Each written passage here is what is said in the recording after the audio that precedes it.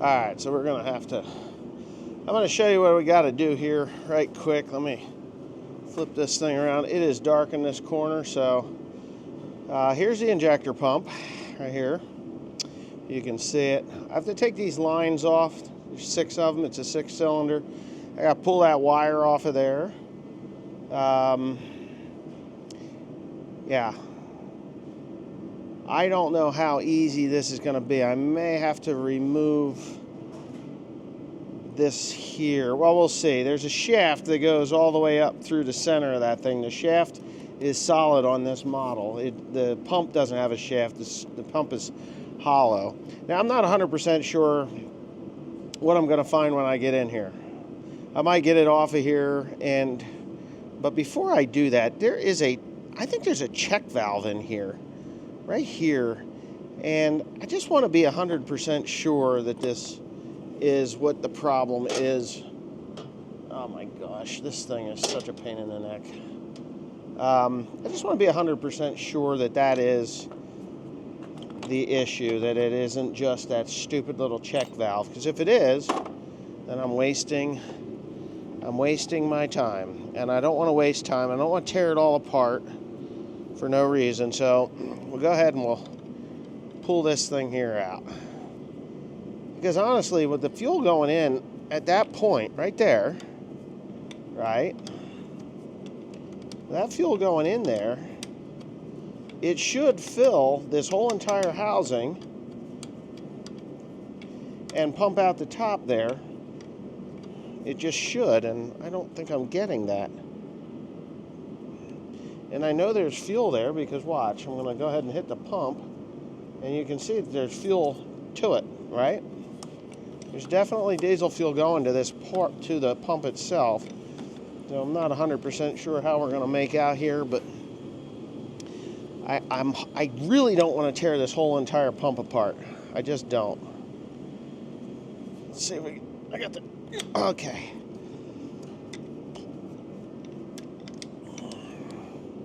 If there's a check valve in there, then that would make some sense, but I don't know if there's a check valve or not. I don't know. I know should be a screen in here.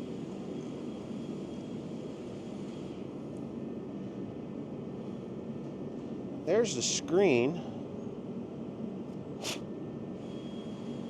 Does look like there's a ball valve in there. All right.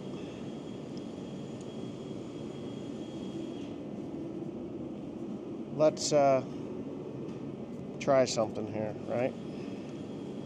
I should be able to tell if it's just going to come right down through that screen or not.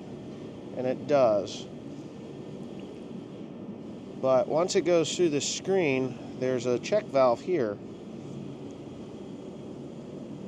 I can almost guarantee you that this is the problem. Let's take a look.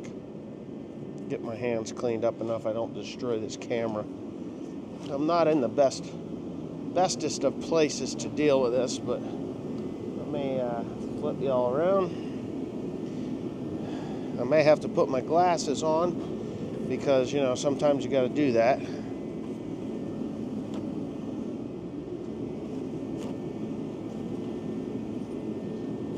Okay. Yeah, gonna have to put my glasses on.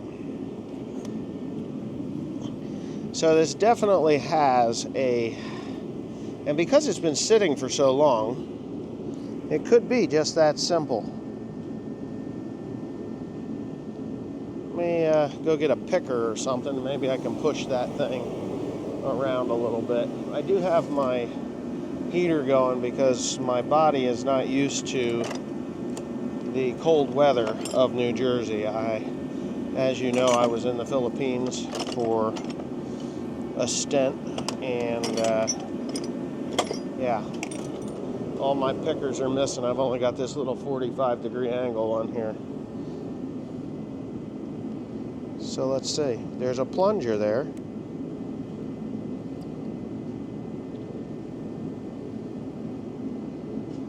What in God's name is this thing? Finding anything? I don't know. I haven't found anything that I want to find yet. I do want to take it apart kind of thoroughly. See if I get all the wrenches that I think I need from 9/16 to 3/4. I don't know that it's going to be quite that big, but is it? And yes. And it's not an 11/16, but let's try a 9/16 here. We'll be able to see that.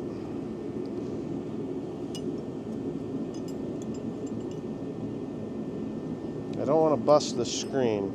I just don't want to get so far into this thing and it be something simple like that, you know. It's one of those things you could just go whole hog and rip it apart and be like, okay, oh, that's what it is, and tear it all apart and not find anything, clean it out, put it all back together again, and son of a gun, you don't have it fixed. And why wouldn't you have it fixed? Because of this thing right here.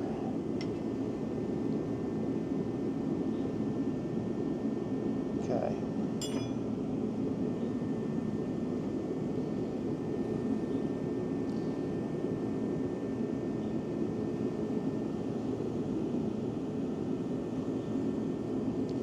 Oh no. So that plunger's got a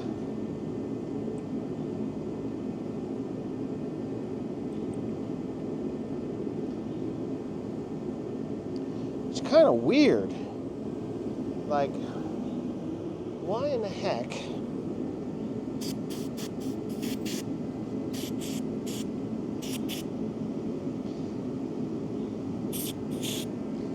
All right. So when you shoot fuel in here, it comes out the sides of this screen and then down. I don't know what that plunger's for. It certainly isn't what I thought it should be for. Okay. So we put her back together again.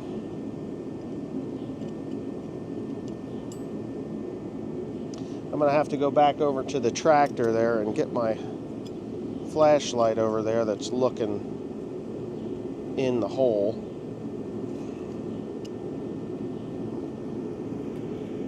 Okay. Okay.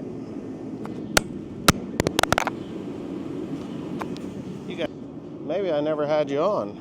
I don't know. That could very well be that I didn't have you on. Anyway, let's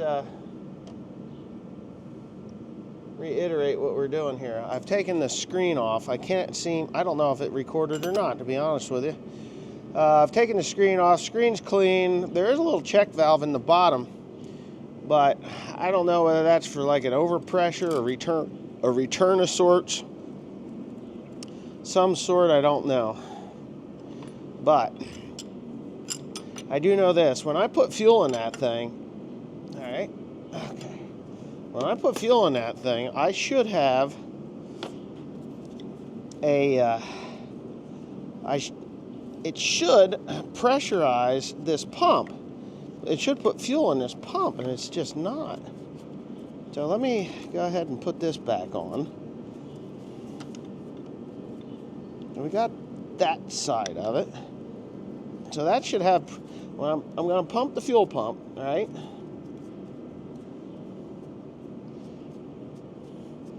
And if you've ever pumped a fuel pump, you'd know when they turn solid, you know, they just, like, there should be pressure here. There should be fuel coming out of that pump. So there's something not right at all here.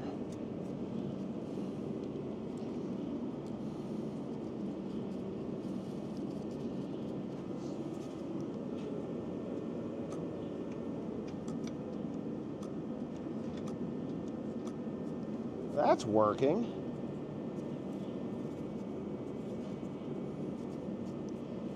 Yeah, weird. I think I'm going to have to pull this pump no matter what. And figure out where it is jammed up. I am not, and I'm going to tell you, I am not an injection pump mechanic. I'm not. Never tore into them. This type, these are the rotary type. But if I have to, let me see. It's a fuel here.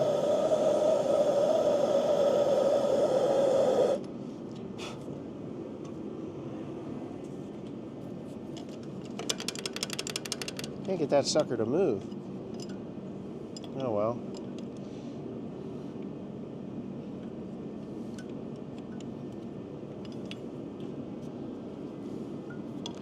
Everybody hurts. There we go. Oh, come on. There it goes. There's that one. This one here is the one that's really getting me.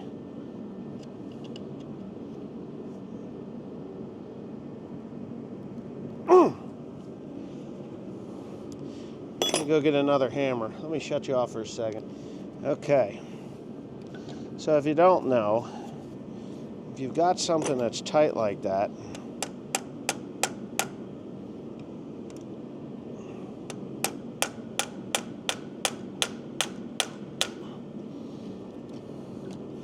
it may not even be there. You gotta kind of, you can tap it with a hammer. It might jar it just enough to get it to loosen up. Yeah, I actually had you. So that's just another trick. Take an old hammer head or another hammer, smack it on both sides, and you can get them apart. Wow, look at that sucker.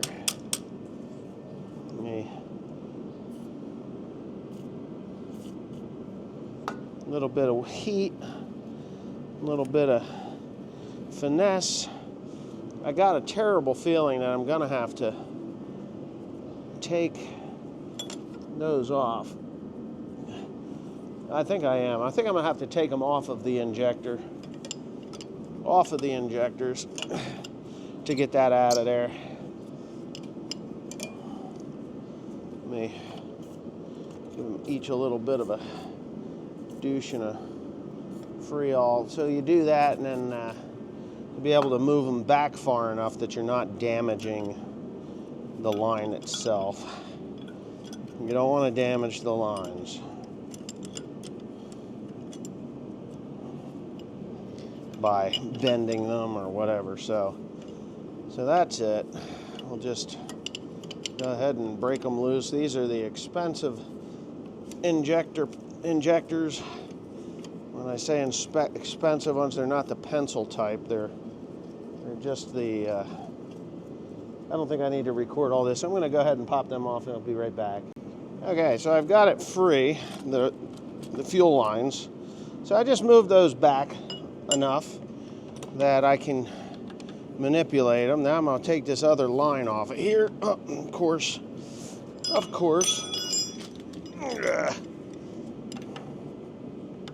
You just love it when stuff like that happens. Oh. The heck size is that? 9/16? I'll be right back to get the right size wrench. You know, this getting older stuff is for the birds. I gotta wear these stupid glasses to see up close now, and it's really kind of annoying the crap out of me. Okay. Oh my goodness. So I know that my fuel lift, what they call a lift pump, that thing is working just fine. I'm gonna go ahead and I'm gonna loosen this up over here, right? And I'm gonna kind of twist it up out of the way. So I'll make that way. And the reason I did that, there's a couple of reasons, but reason one. Now the other thing that could really be a pain in the ass is more than likely the way that thing is connected in there. It's got a, yeah. So some of the more modern tractors or the newer tractors, they have what you would call a, well, it's just this little flip away pin, and it goes in there. But this is going to be a pain in the ass. This actually has the cotter pin in it. So I'll give this a little free. I'll kind of take some of the dirt out of those threads, right? Because let's face it, this tractor was not put away clean. It was just put in here. If you don't know, this tractor is 115 horsepower. It's supposed to be 115 horsepower from the factory. My dad always told me, he said, when he got the 4430, and I was a kid when I was a kid when I got the 4430. I was not born quite yet when they got this tractor. This is a 1972 model. I was born in July, and I think they got this in like May. So it's one of those tractors that was kind of here. I don't ever remember this one being new, but in the 4430, that was brought here new, and I remember that like it was yesterday. I was in kindergarten, and I was so happy I got to skip school. And I remember back then, like, I hated school, just so you all know. Hated it from day one. I just never liked going to school. I was a farm kid, you know. I'd have been perfectly happy here working on the farm as a kindergartner, feeding cows or whatever it was that I was doing. But I do remember when a 4430 came, and my dad, first thing he did was they hooked it to a disc harrow. It was a Minneapolis Moline disc harrow, and it was small because it was old, but it was what we had. And there was a problem with that disc harrow down in the field, and it was they bought the Kiwani disc. Like when that one broke, my grandfather said, "You know what? Hell with this. No, I'm wrong. I'm lying. I'm sorry."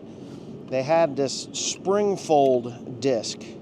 It had springs, and you had to get out of the tractor to fold it up. It had like 4 or 5 discs on a wing or something like that. I remember it, but that's what they had, and they would pull it with this tractor.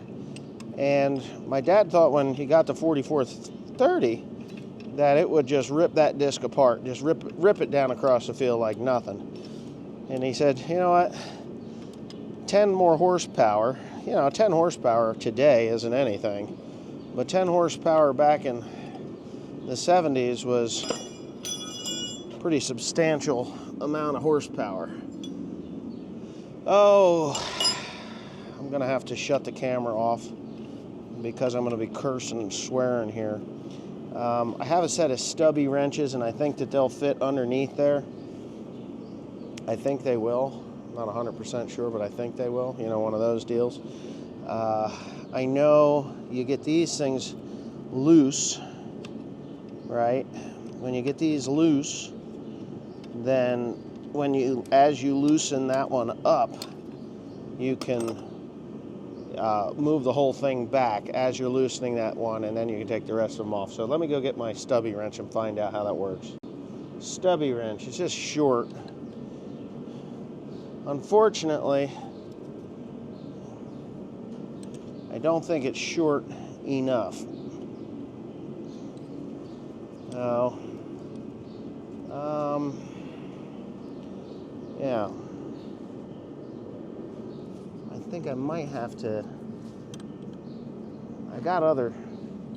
I know that I have a wrench that I have cut off at some point, but I've got another wrench. Let me put this away. I'll be right back. All right, so now you're going to see the fun part. This little nut, and I'm not going to film much of it. Where the heck is it? I just dropped the darn thing. Where'd it go? There it is.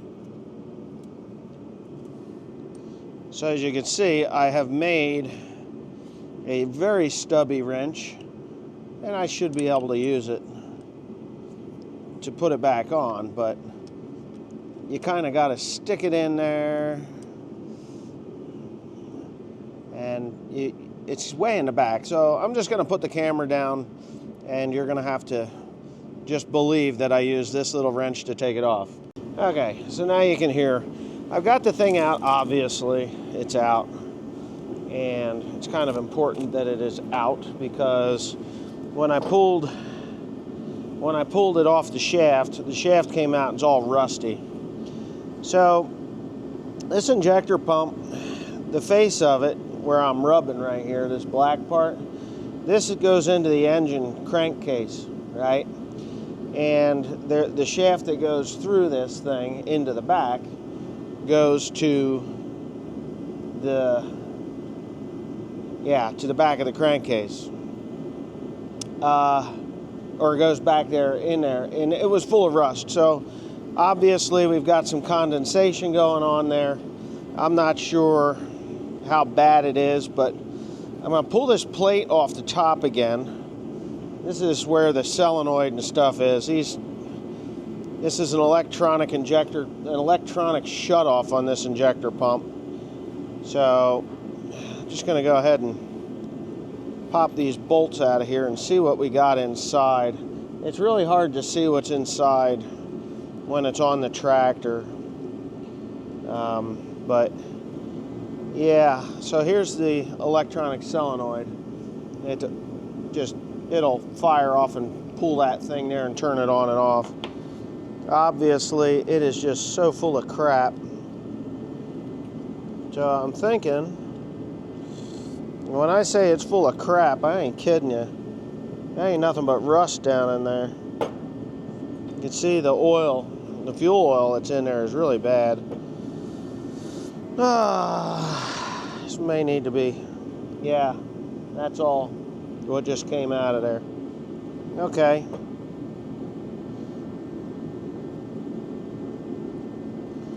It's not hard to take this apart. It's just, how dirty is it? Let's see.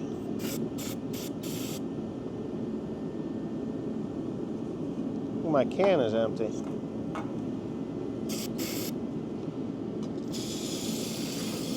can't believe the shit that's in there.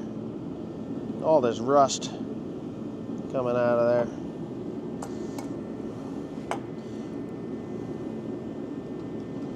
And things are free in there. I just got a feeling that the inside there, the governor is all seized up. Oh shit. I think that's what it is. It's all seized up inside there, which could be a pain in the ass. Some Freol. That seems to be the best thing to remove dirt and grime. This Freol. Couldn't believe the stuff that's coming out of there.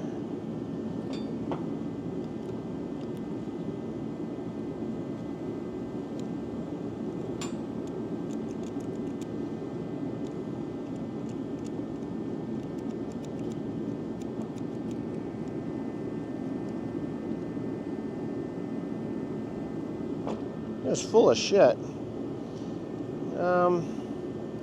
I can take that assembly out of there.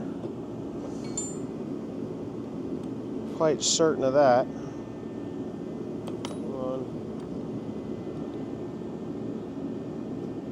The right size, or are we metric here?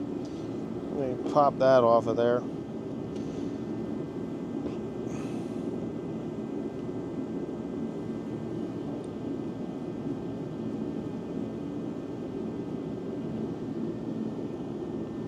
Let's see. One side's a screw, the other one's a lock nut.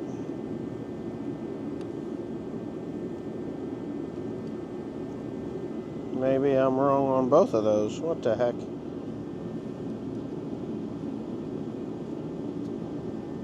Yeah, it just pulls through. Okay. Wow. I can see stuff in there that you're not going to be able to see. What is that?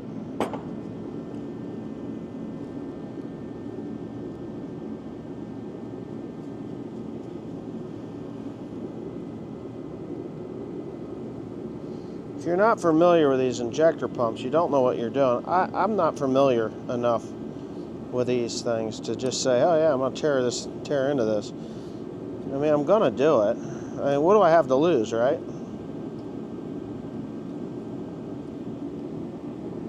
It just centers that.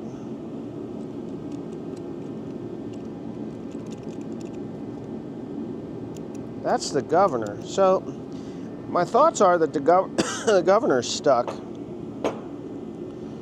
More than anything, the governor is stuck. And I can take that off of there with those 4 bolts. It's not very bright. Huh?